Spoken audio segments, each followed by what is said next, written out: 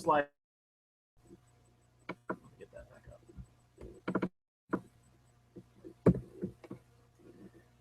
I run a website technical.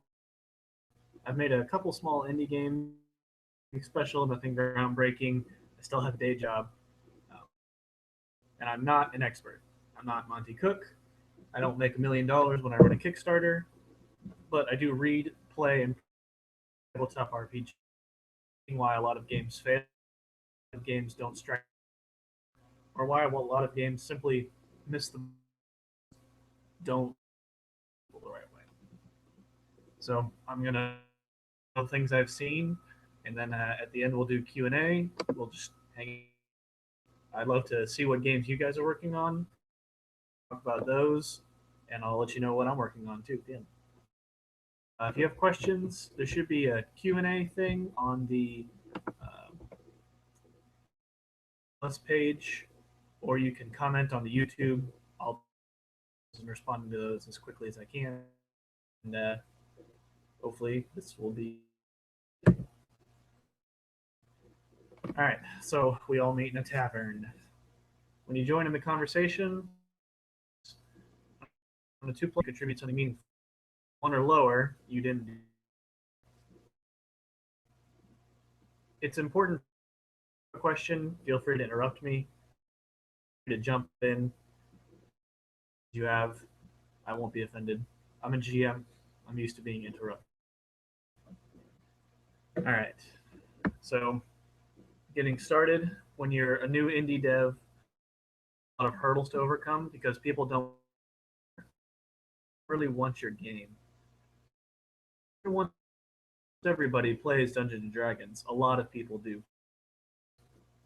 The most culturally prevalent game we have, which means that you're going to have to convince people to get your game. You have a lot of hurdles to overcome. You are in competition with a lot of other games. You're not the first person to do a sci-fi sandbox RPG. You're not the first person to do a Wild West meets American myths. It's going to be difficult for you to stand out. You have to sell your game, not just sell your game. Putting your game up for sale on a website sold your game to people. People are going to need reasons to look at it, to read it. It's a significant. And you have to basically try to grab their attention long enough for them to try your game out, to have fun, etc. It's really, really difficult, and it's something that I still struggle with. And it's obviously I still have a day job, so I'm not making bank. But hopefully we can come up with some good tips and some advice to help you do that a little bit better. And I'll post this PowerPoint up on the YouTube page and on the Google Plus in case you missed something or in case you want me to go back. All right. So the first hurdle is that no one knows who you are. As a new game developer, it can be difficult to establish a persona to get an audience. One of the things that I run some sort of blog. I use WordPress, but you can use Tumblr, or you can even use your Google Plus page as a way to create lots of content. You want people to have something that they can log into and read about your thoughts, to keep updated with what you're thinking, something a little bit more interactive and more extensive. It lets people get a feel for who you are. It lets you create sort of an online persona. Monty Cook keeps a blog, and I read both of their blogs all the time. And when they talk about the things that they enjoy and why they play games and what they're passionate about, it makes me in their games and in following what products they're working on. A lot of people media, but it doesn't really matter as much as it does just online presence.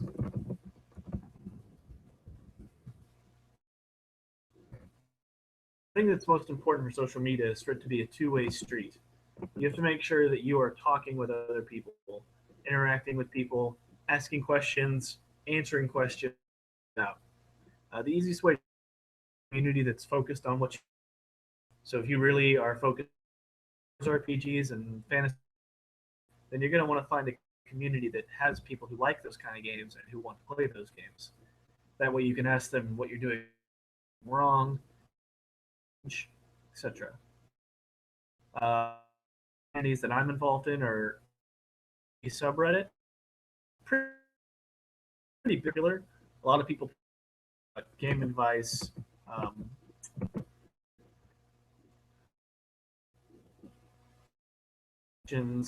and just basically whatever. It's also a really good way to keep up with certain trends. A lot of times, 4 posts in a row about RPGs.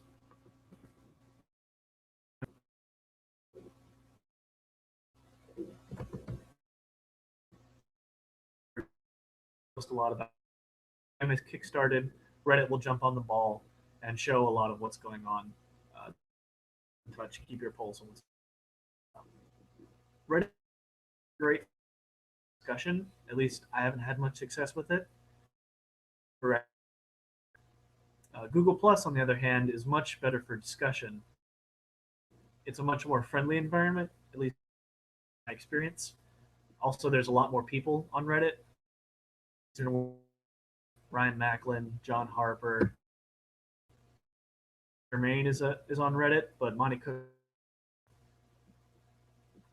These are the people that you can comment on a post and start a conversation going. He now has a list of they are really good at cataloging a lot of the different games that are out there, and I know they have some very active. And then communities like Story Games and The Forge on the design part, giving advice, coming up with terminology for game concepts, mechanics, that kind of stuff. They're also really interesting. But whatever community you find with the people that either is your audience or your fellow creators, someone that you can be involved in. Creation doesn't happen. It's important for you to make connections to help other people. When you help someone else out with it, they're much more inclined to help you out with your game. It's the to get. Well, I've gotten the sound cutting in and out. My internet. It could be my. I apologize for that. I don't normally broadcast online, so I don't have any expensive equipment or. If the sound doesn't work, PowerPoint on YouTube. In fact, I'll do that now. And you can always shoot me an email if you have questions or if you want to learn more. Sec. And I will do that.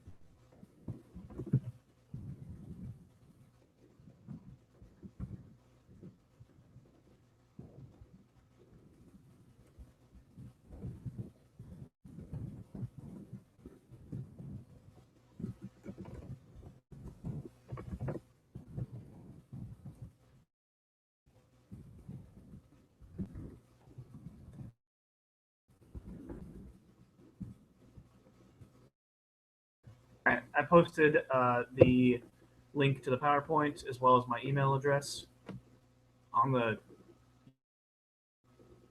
Again, I apologize if the sound is cutting out really badly. I don't have the equipment to do this a lot, and if I start doing this, then I'll buy some decent software. But this is the first time I've ever used my webcam on this computer, so sorry about that. I'll just keep rolling and answer any questions that happen up on the YouTube page or that are posted in the Google chat window. Last point about social media is you're supposed to use Twitter. I'm not very good at using Twitter, and I get the feeling I'm definitely missing out on a way to blast out updates or thoughts.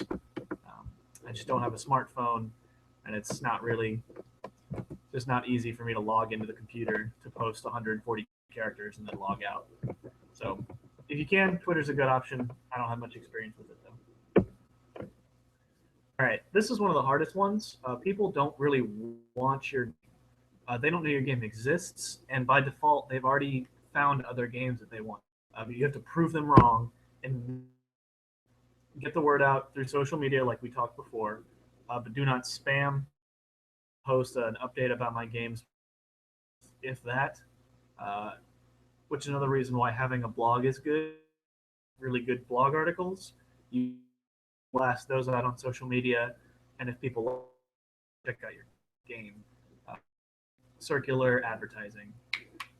Also, if you have a blog, you can post updates about your game, new rule sets, expansions. That's another way to advertise without spamming again.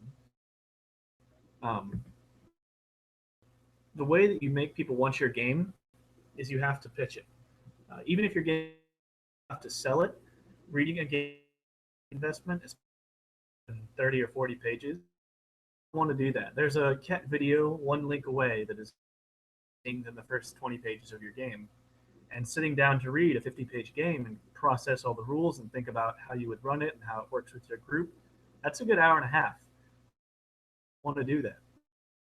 Convince them to get invested. Word of mouth, lots of reviews, that kind of. But as for the initial, it's important for you to think tagline or paragraph. You can have maybe one or two a catchphrase sentence, but then you want to have a good paragraph explaining what people should want about your game, what makes it interesting, and what makes it fun. A lot of games are really accurate and they have very balanced mechanics, but it's important to mention why that's fun and why people would want to do that. What aspects of tabletop role playing does your game bring out? What does it bring? What makes it more interesting? What makes it different than other games? I mean, it's okay if you remade Dungeons and Dragons, you use, I don't know, tarot cards instead of dice. And to say that this is marketed towards people who don't like dice. Um, if you're having a really hard time coming up with what makes your game fun or unique or different, that may be a good indicator that your game needs more work. One of the first games I made, which is available on my site for free, is I got about halfway through and I realized that I was just remaking Apocalypse World almost by the book. I was trying to explain to somebody why my game was different, and the only thing I could come up with is that uh, body parts, like it tracks body part health. And I don't know if that's enough of a difference to market a game around. People will just play Apocalypse World. It's better known. It's got more support. I mean, those are really difficult questions to ask yourself when you're making a game, but it's important to consider. Another thing about your paragraph is you should talk about what your game is similar to. If it's D&D with robots, you should mention that because maybe there could be people who want to play that, and it also previous audience and brings them into your game. Um, Games I made called Welcome, I marketed towards board game players, so I compared it to apples to Cards Against Humanity, Mafia, Midnight Werewolf, that kind of stuff. Because so for an alternative to Dungeons and Dragons might enjoy my game, that's not really what it's meant to do. It's not meant to replace driven balanced gameplay. It's supposed to be quick time with your friends. Uh, Difficult. It's a lot of work. It's one of the things that I when I'm developing, and it's basically is going to make or break whether or not people actually read your game. Pages are really great. It won't matter if the paragraph that you use isn't interesting. You can always message me with your tagline. I'd be glad to help you work on it. Um, Sort of the inspiration for this whole presentation was someone posted on Reddit, "New game, it's really great," and that was all they said. And then in 30-page game, And so I read the first 10 pages, and never in the first 10 pages did he ever summarize what the game was or what it was about. He just immediately a long history of his world. And I just stopped. It was awesome. I didn't have the time to read without knowing what it was about. I didn't want to invest the time to figure out if it was a good game or not. I'm trying to make sure people commit and read all of your documents. This is sort of a summary. I'm not very good at organizing these. I just sort of talk until I run out of PowerPoint slides. So you want to know, don't just put your game online and expect it to sell. Come the hurdle. Reading a game is a time investment. People will have to pay that investment. And everything else on the internet. Don't people hate you. And don't. One of the things that's cool about a is that you can put it 2 or 3 game gains to play it more often. Dungeon World was first, like and Apocalypse World came out before that, and it's only now starting to get to the point where and everybody's playing it for a game to gain traction. Involved in communities, your content, keep updating games, advantage of opportunities. That is that people hear about your game. One of the opportunities of this conference saw that BrigadeCon was looking for people to present. Obviously, my equipment sucks, and I've never done it. But I figured that I have to lose. I can jump on games. Maybe someone from the presentation will buy my game. Maybe someone from the presentation making a hack for my game, spreading awareness.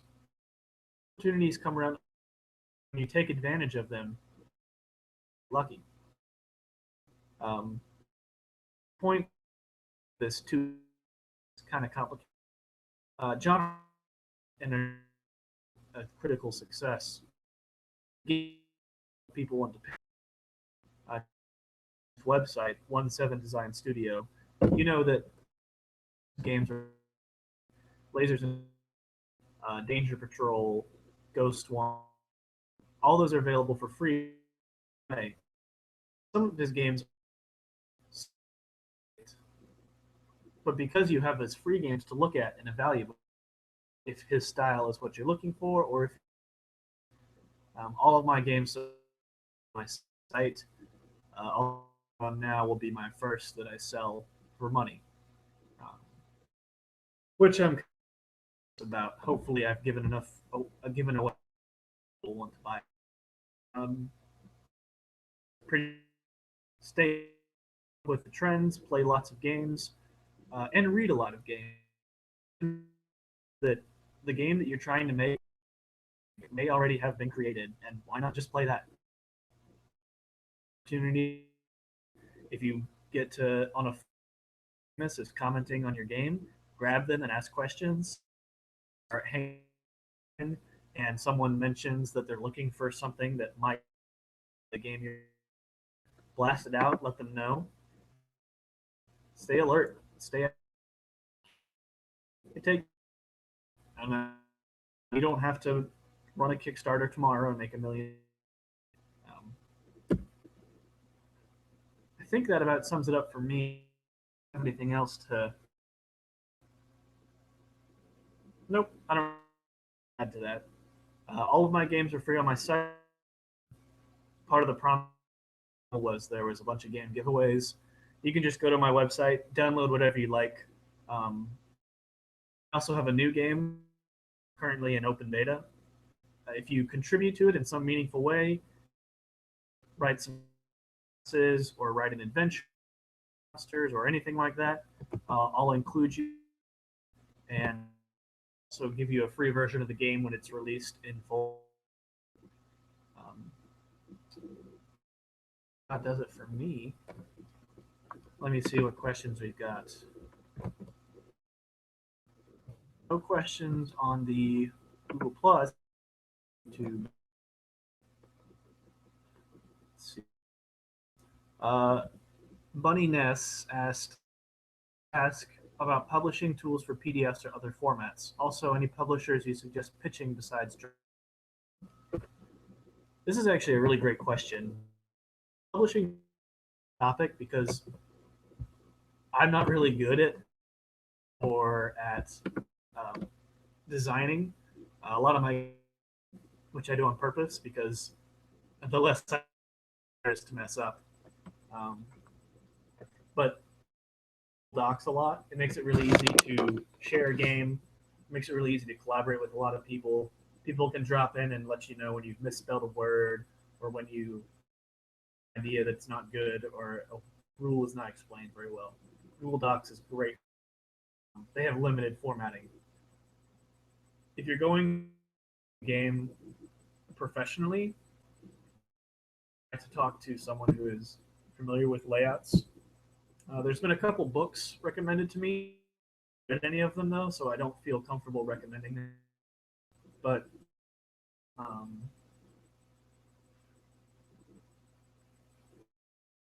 much about professional layouts or laying out your game. As far as other publishers besides DriveThruRPG, I use DriveThruRPG. They're obviously the big one. They run the market share. They're the Steam of tabletop RPGs. Another is itch.io. Let me see if I can pull up their website.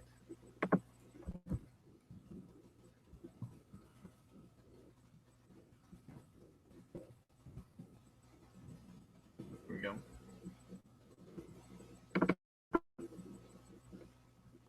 If you look at my main store page,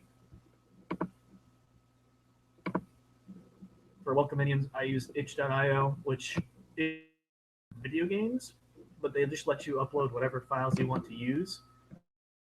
Cut out of any profits, which means it can be way more profitable than DriveThruRPG. Also, it has a really nice interface where you can enter your price, or you can just hit 0 and download the tabletop game you want. I recommend itch.io. There's a lot of games. There's a lot of other places that I've heard about but haven't tried. Drive-thru is really your best bet. They have such a huge marketplace grip, I guess you would say. Okay, any other questions? Right, I don't see any other questions on the YouTube. I don't see any other questions on the Google. There should be a plugin for people to ask, but on the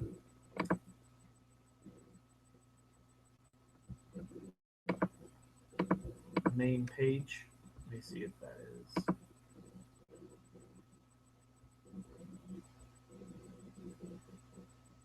No, I don't know. All right. Well, I don't really know what to do now. I've got about half an hour.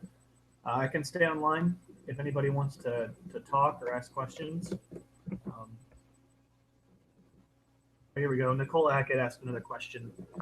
She asks, did you have any advice for sectioning off games? For example, my master plan is to release part 1 for free and sell the following parts for 99 cents each or a group price. Would you suggest this as a good way to hook gamers into the story and eventually make some profit? That is actually a really neat idea. There was another game that did that. I can't remember what it was called.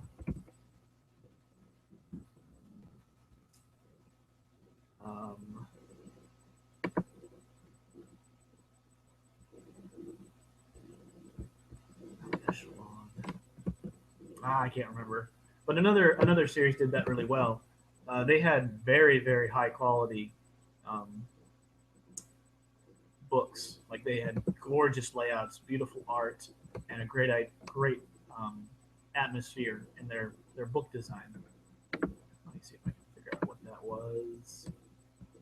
Because they're really, if you're gonna do it that way, you definitely need to check out these guys.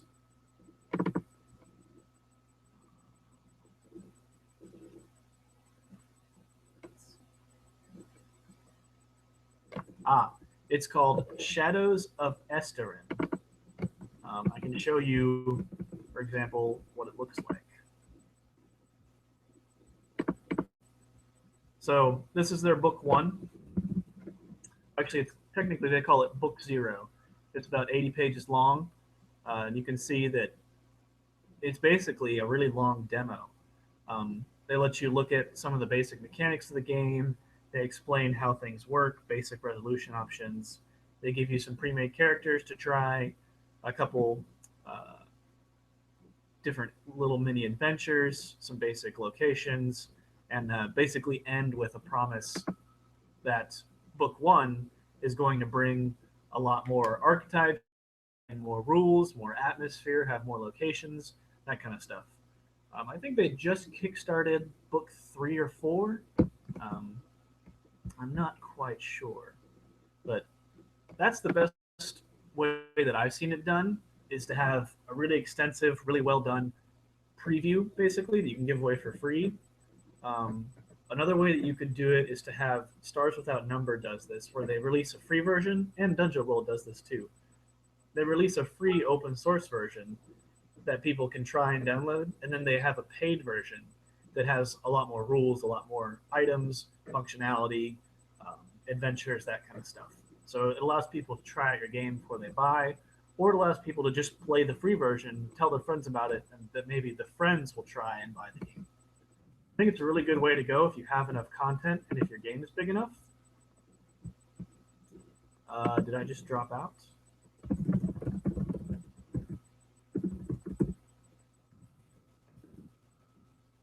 Hello?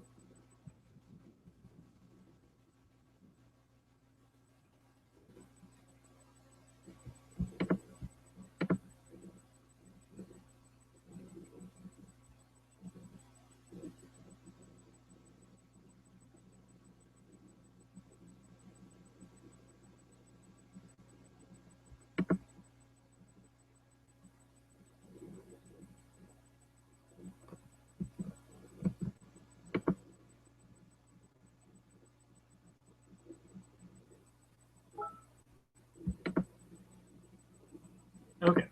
All right. I'm back up. Again, I apologize for all the technical problems.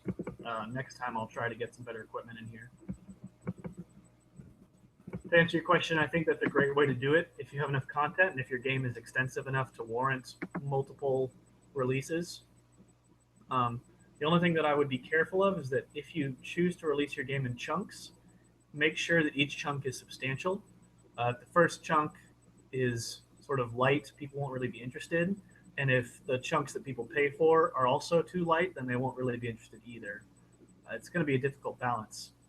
But I think that's a great idea, especially if you're going to sell them for 99 cents. That's a low price point and it's a low commitment needed for people to enjoy your game and jump in.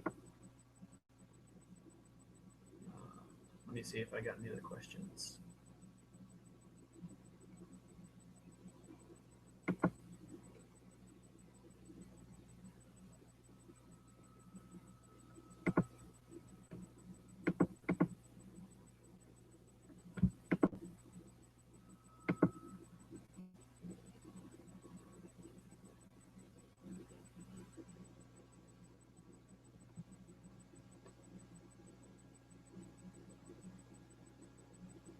All right. Any other questions, guys? All right. Yep, I'll just be hanging out for the next half hour. I told my wife I'd wait until after 1 o'clock to do all my chores. So the more time we can kill in here, the better.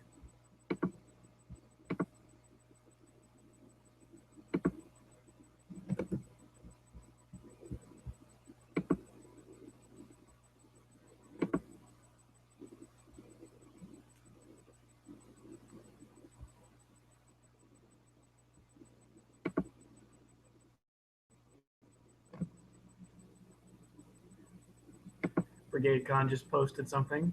Thanks for that. Has anyone been to any of the other panels? I haven't tried them. I didn't wake up until too late.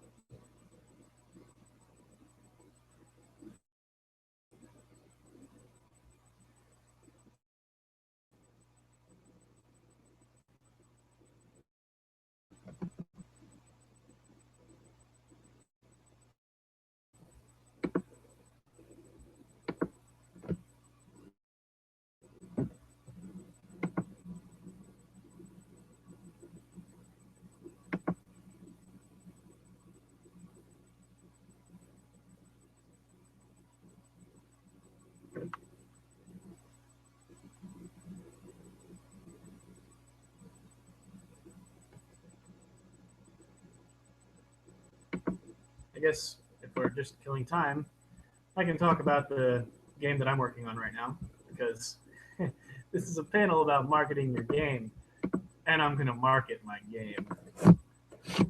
If you have any other questions, let me know. Ask them on either shoot me an email or post on the YouTube video. I will try to answer them as quickly as possible. But until then, I'm just going to talk about my game because that's really easy. The game that I'm currently working on is a game called Mythic Mortals. It's sort of something I came up with after I saw uh, Will's game on. It's called The Dark Project, which is a stealth game where you have cards and you lay your cards out on a player mat, and the cards determine your stats and your available actions. Also, something kind of similar to Castle Falkenstein. But I wanted to make something that had a little bit more of a tactical play and allowed for people to have more control over what their stats are. What I ended up with is a game where you place down stats as you take actions, and your stats are constantly shifting in value. So I put the setting modern day with sort of a mythic backstory where you have the powers of an immortal being, and you constantly shift between those two. And you have to sort of try and manage the randomness that is your card draws and make the best of whatever situations are coming in.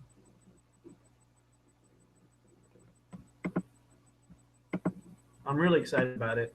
I think it allows for some really easy storytelling while keeping players engaged because all the tactical decisions you make about your cards happen off of your turn, which is kind of neat. So after someone makes their turn, then they can spend time fiddling with their cards and their character sheet and making all the difficult decisions. And then when their turn comes back around, they get to jump right back into the action. It's been really good for keeping some of my players occupied, and it keeps them from getting bored when it's not their turn. You can view the beta on my site.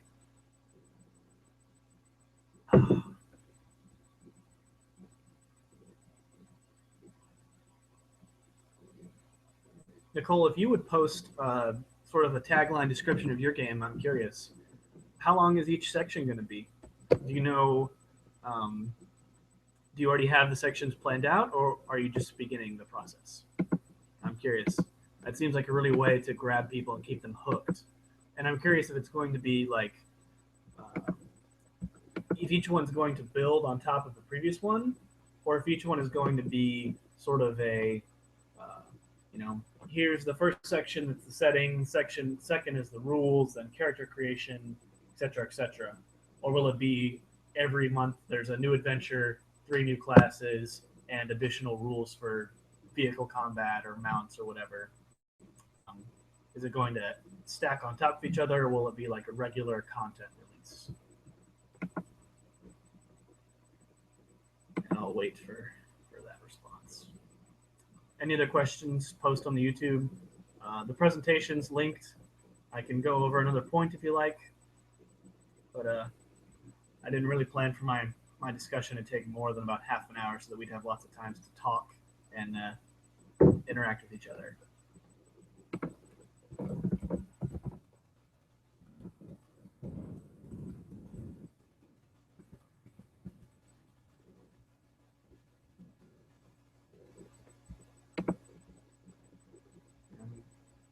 Getting sick of all this dead space, so I'm going to play some music in the background while I'm waiting for questions.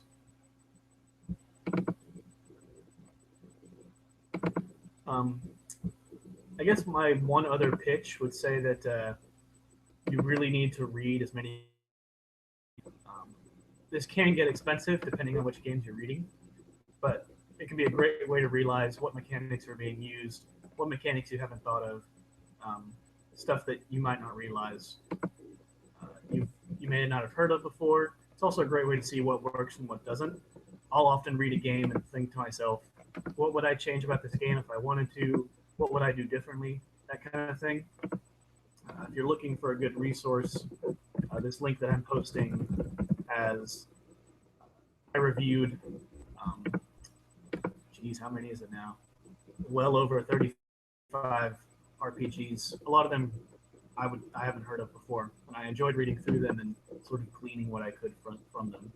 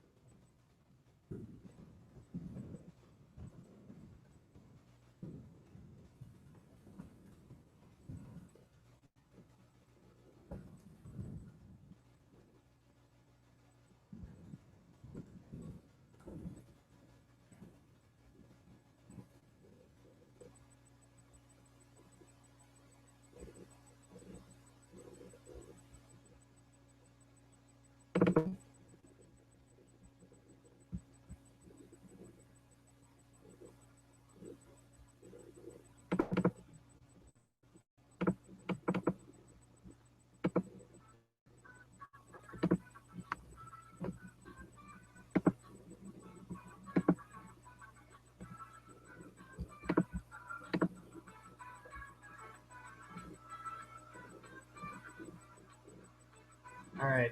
Google says I've got a couple more questions. Let's see what we've got.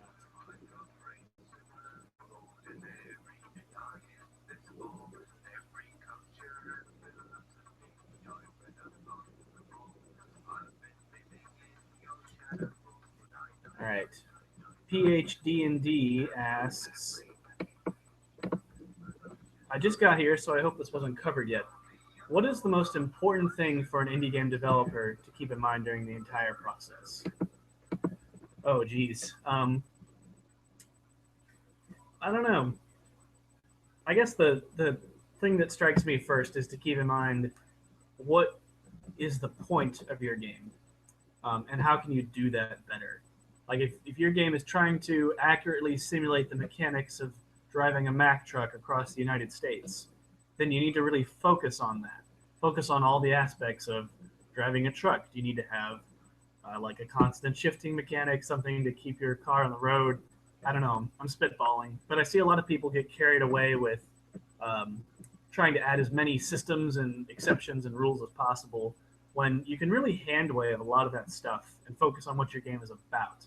Um, for example, when I run Dungeon World has a lot of rules about eating rations and keeping track of food and gold, and I usually hand wave a lot of that stuff and ignore it. It's usually you're in a dungeon, there's a monster, let's kill it. If you have a several day journey, I'll assume you have enough food to survive. We're not going to track your thirst and your health. Um, Whereas another game like Torchbearer, that's the whole point, is tracking how many torches do you have, how much health do you have, do you have enough water to make it down this next hallway, etc., etc. That's the focus of the game, and so keep in mind what your game is focused on, what the emphasis is, and make sure you don't try to tack on too many mechanics, too much stuff. Streamline it and stick to what is important, especially if you're doing a smaller game. Um, Bigger games can get more bloated, and that's to be expected. But if you're making something that's less than 100 pages, you really need to make sure you're streamlined and you're focused on what your game is trying to convey or communicate with its mechanics and with its story.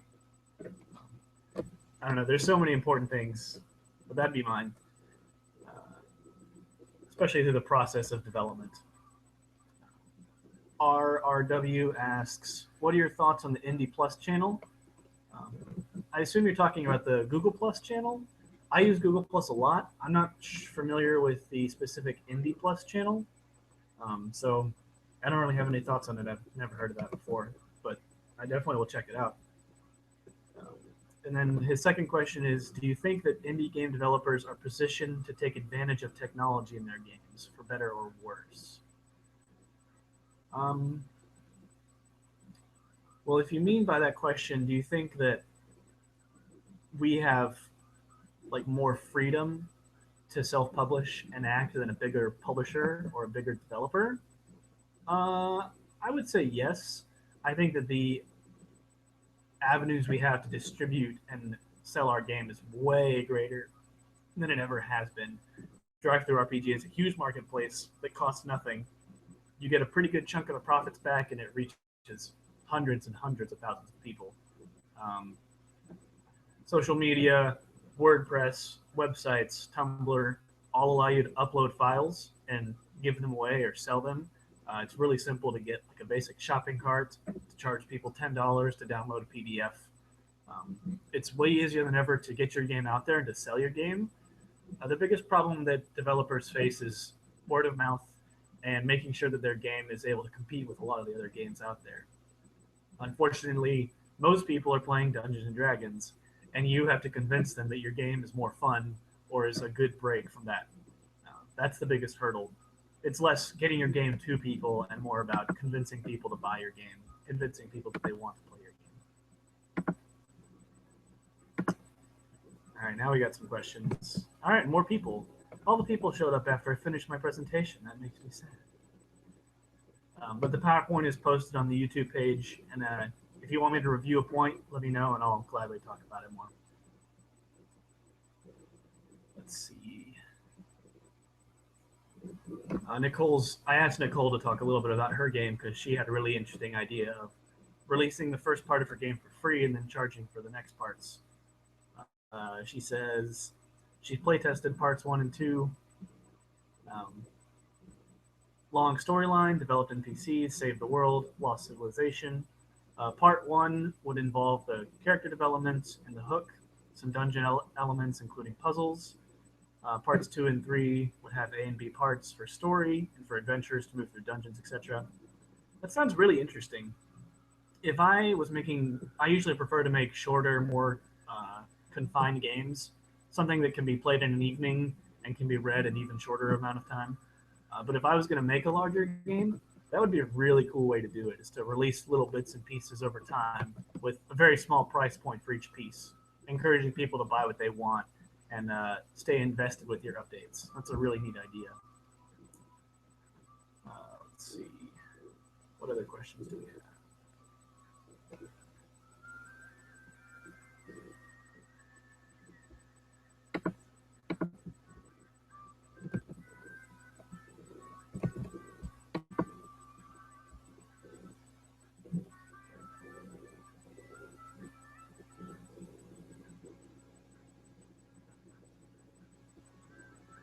Reply to a bunch of comments. Excuse the keyboard typing. And if any of you want to talk more, if you want to discuss specifics, I'd be glad to look at your game, give you some feedback. You can email me. My email's, I posted it somewhere on the YouTube page. I'd be glad to talk with you. I'm excited to get to meet more people who are working on games, to get the discussion rolling. I'm super glad for this opportunity that I have at BrigadeCon to talk about games and to meet other people who are working on games. It's very exciting.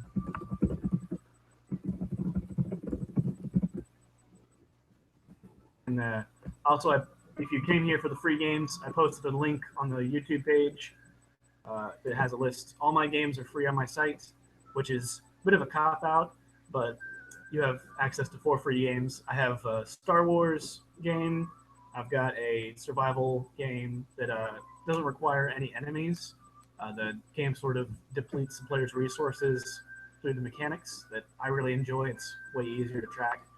And I have a game called Welcome Minions, which is more of a casual sort of Cards Against Humanity, apples to apples type game where people can jump in and have fun. There's no GM, there's no leveling up or character classes. It's a very simple storytelling game that uses cards, while still allowing a lot of strategy and fun competition. And then the newest game I'm working on is called Mythic Mortals. It's an open beta right now. If you jump in and give me a helpful comment or help me like work on adventures or come up with cool character classes, I'll mention you in the comments. I'll thank you, and I will give you a free copy of the game when it comes out, probably in about 3 or 4 months. Let me see what other questions I've got.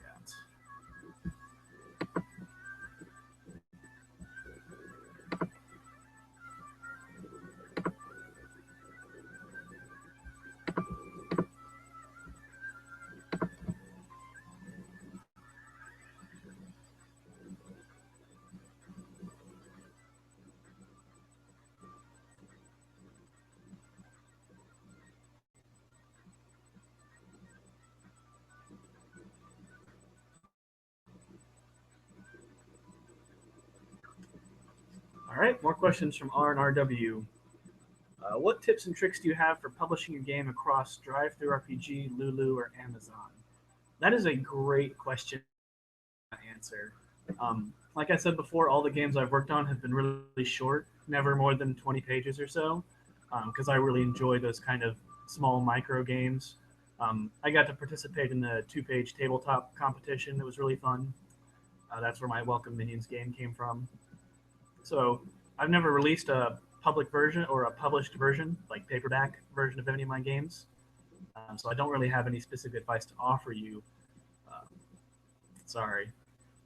Follow up to the technology. With the official app, the 5th edition, Dungeonscape was recently canceled.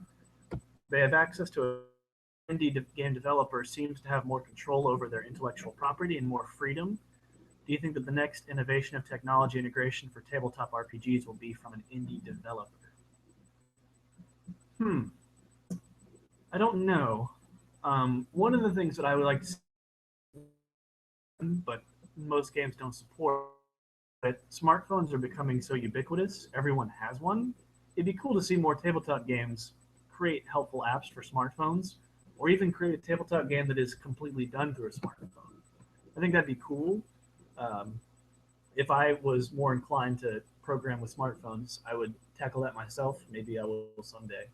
But I really like that idea. That's sort of a computer with a nice screen that everyone carries around with them. That could be perfect for if you designed a character sheet to be used on your smartphone, rather than trying to fit the Dungeons and Dragons character sheet onto a smartphone. I'd like to see a game designed from the ground up to include laptops, tablets, and smartphones. The only thing I've seen that comes close to that is Nova Praxis, which is a science fiction game. They have a version of their PDF called the Enhanced Edition. I think that's what it's called. Um, but it has a lot of hyperlinks, and it's really well designed to be used for a tablet. That it's really incredible. Um, every page has a list of hyperlinks along the side that act as menu icons, and so in practice, the PDF acts more like a website that is interactive, lets you quickly navigate to where you need to go, and streamlines the entire process on a tablet or on a phone. I'd like to see more games do that, um, especially as tablets and phones and digital screens become more and more popular and cheaper. It's going to be easier to keep your huge book on a tablet instead of having it as like the exact same PDF as a scanned copy and flipping through 500 pages. Um, Navigation is going to be a big thing, I would say, and I'd like to see more games do that and focus on that. That's really neat. Let's see.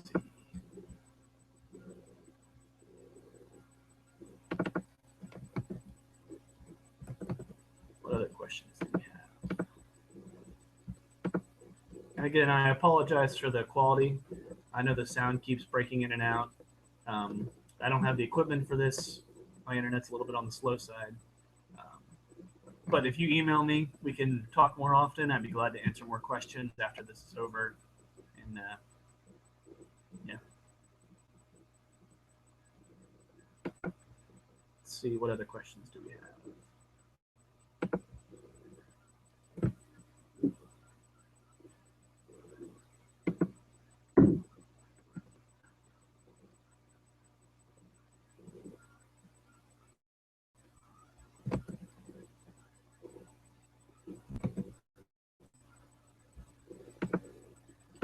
Um, Again, I wanted to stress that I'm not an expert. I'm not making tons of money selling tabletop games. I'm just really involved. I really enjoy it, and I read and play a lot of games. So, for example, I know about Shadows of Estrin, which splits up their content into multiple books. And I know about Nova Praxis, which has the PDF that is built for a tablet. The more that you stay involved, the more that you read RPGs and keep up with that kind of thing, the better your games will be because you'll just have more information to draw upon. You'll know better about what are other games doing, what can I do better, what should I avoid, that kind of stuff. Staying involved, reading games, basically immersing yourself in this hobby is one of the best ways to make sure that your game is successful, to make sure that it's fun, to make sure you have an audience. And my blog is one of the best ways I do that.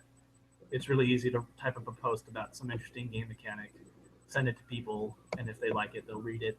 Maybe they'll check out my games, that kind of stuff. And conventions like this one are also a great opportunity. Let's see. Any other questions? I'm not really sure what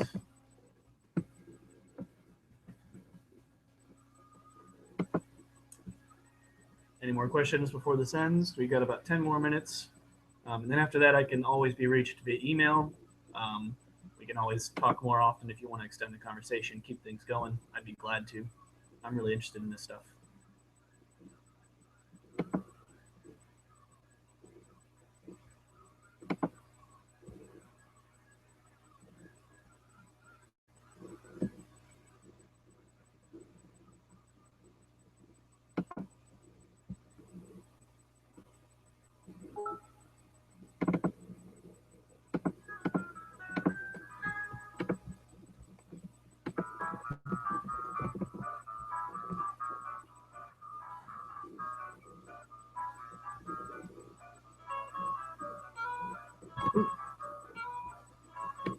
I got a question in the Q&A window. I didn't know anybody was in that.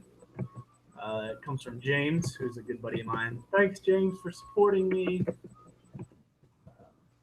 He says, of course, a game developer will have a core group of friends to test the game with. What might be ways to get new players trying out the game that you can still get feedback for improvement? That's a great question, and that's really tough. I sort of have a cheat for that. I'm a really social person. It's easy for me to meet lots of new people and bring people over to my house and play games and get people introduced. So I have a constant pool of about 30 people that are excited to play games with me and try my games out. But for most people, the best bet is to find a group that does that.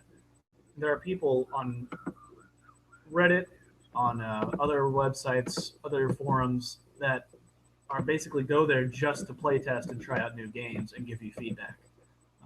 They're still rare and difficult to find, but my advice would be to look for a forum that focuses on that. To try and see, like,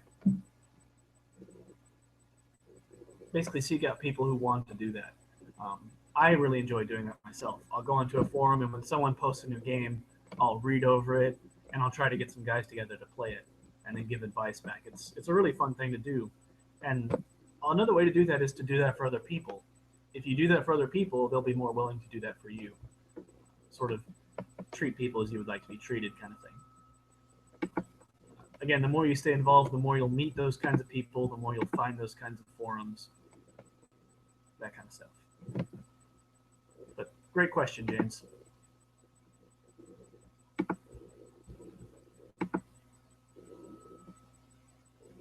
Let's see. RPG Brigade asked a question. How exciting. What aspects of developing your independent games delays of production the most? And how can those of us developing prepare best for a more streamlined production method? Interesting. What aspects of developing your games delays of production the most? Well, right now, my biggest delay that I'm having is with the GM section. Every RPG I've read includes a GM advice section, and 90% of the time they're absolutely worthless. The only one that I've read is Dungeon Worlds, which is a must-read. If you have not read Dungeon World, you absolutely must read it. The advice in there is gold. The way they run games has become my standard. I cannot recommend it highly enough. And so it's kind of imposing when I come to write my own GM advice, because a lot of people who are playing it have either never heard of tabletop RPGs before, and that's a lot to explain, or they already know everything about them, in which case you're not saying anything helpful. So I'm trying to find a line between helpful advice and new introduction. The other thing that is a big slowdown is artwork. It's something a lot of people talk about. Andreas Walters, he's doing a bunch of Numenera expansions right now. He's basically bit the bullet, started a company, hired a bunch of artists, and is hoping to sort of make back the profits. And he's doing well because he has great artwork, which allows people to keep up the Numenera strange level of quality that his audience is expecting. Whereas there's another guy, Ryan Chaddock, I believe is the one. He also does Numenera supplements, but he finds a bunch of Creative Commons images and then photoshops them to match his theme. So he'll find a Creative Commons photo of a person that is free use, anyone can use it, no copyright, etc. And he'll Photoshop that with some additional technology, and basically he makes his own artwork using other people's artwork and blending them together. That's probably what I'll do, something like that, because I can't afford to hire an artist. Um, for my game Welcome Minions, I met a local artist that he and I hang out and talk about games and stuff, and he was willing to do it for free in order to showcase his work and make a name for himself. Work that way, meet some artists, but artwork and the GM advice sections is what's slowing me down the most, and that's really difficult to overcome. My advice is to stay involved in the community, keep your nose to the ground for artists, or work on making your own if you have artistic talent. Um, One of the cheats I did for Welcome Minions is I made the whole thing look like it was scrawled on by a kindergartner, which is the art aesthetic that I was going for, and I was able to do that myself, which is really great. And that was a way to add some humor and some character to my PDF without getting a bunch of super expensive fancy artwork. Let's see, what other questions do we have?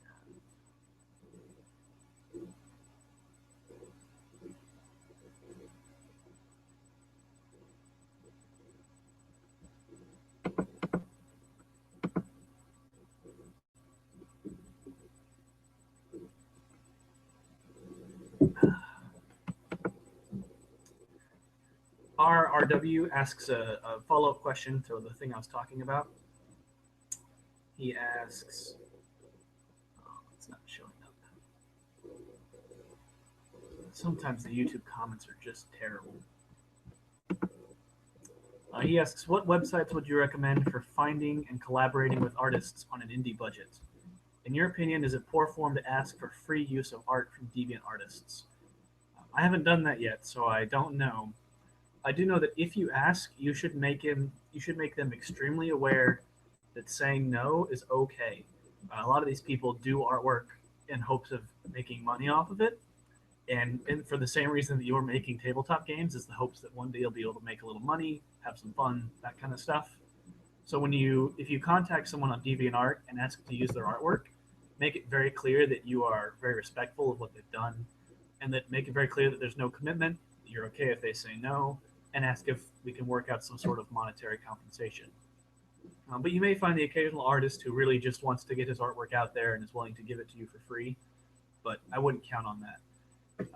As far as getting artwork on an indie budget, like I said before, either make your own using some basic Photoshop or GIMP skills using Creative Commons artwork, or try to find someone you know, someone that you can who owes you a beer, and get them to make something.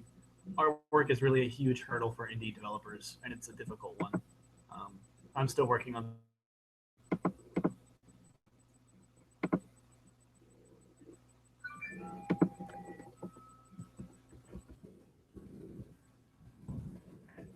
I don't see any other questions right now, so I'm going to take that as a cue that we're winding down. It's 1 o'clock. Thank you guys so much for coming and listening. I really enjoyed it. It was a lot of fun. If you want to shoot me an email, just if you want to keep the conversation going, blast out an email. I'm always excited to talk. I'd be glad to look at your game, help you come up with a tagline, answer any questions you have. And if you came here for the free games, you can go to my website and download all my games for free. The link is posted on the YouTube page. And thank you guys again. This was a lot of fun, and I really appreciate you coming and interacting with me. Have a good day.